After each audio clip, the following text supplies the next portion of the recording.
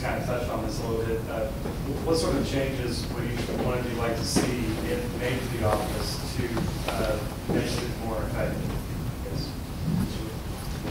Well, it's like the current sheriff stated, in order to restructure, you'd have to go into the system and evaluate it. So that would what I would like to do to start with, is evaluate what is going on. Obviously, there's problems in the sheriff's department. And like I said, I believe a lot of it is supervision. I agree somewhat with Mr. Reynolds. I believe that Ricky started out his first 8 years of sheriff as a hands-on sheriff. I realize that the department is a very large department. Sometimes you have to take your hands off and give that accountability or give that responsibility to other officers. But I would like to be the type of sheriff that would have my hands in just about everything going on. That might be impossible, but I would love the opportunity to go in and see where cuts will be made. Because I see a lot of waste that's going on as far as deputies using personal or their vehicles as personal time. There's a lot of waste in the gas. I see the misuse of, half the fleet being tinted windows. My understanding is radio systems being put in there, and I'm talking about radio systems that you communicate with other officers. I'm talking about AM, FM radios, stereos, speakers, so forth, painting of vehicles that are unnecessary. So I believe that there is a lot of waste, and I would like to go in and restructure and see if I can resolve some of those issues and put more manpower on the road. Let's go to John Reynolds now for the answer to that question. We use the word utilize more efficiently as far as manpower. My concern is to work that office to where these cars can be more available when a call comes in.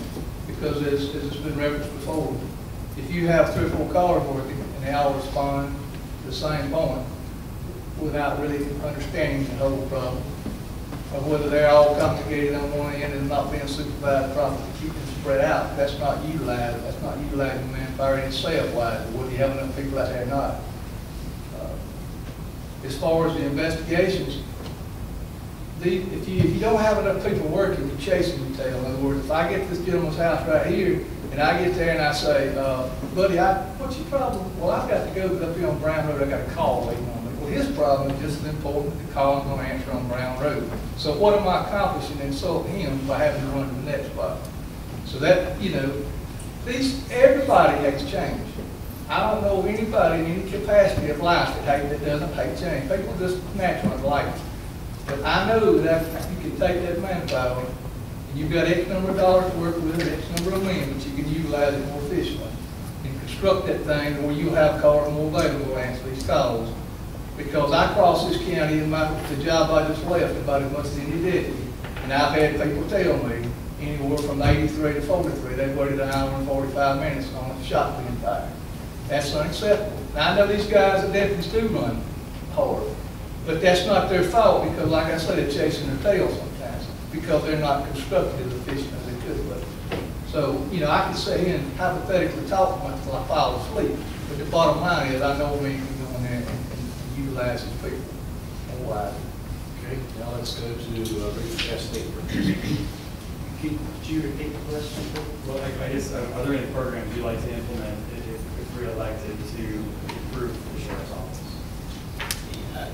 Certainly, and some of the things that we're already looking at, again, is embracing technology to make it work more effectively for us. If we don't have the manpower, we need to figure out ways to work smarter.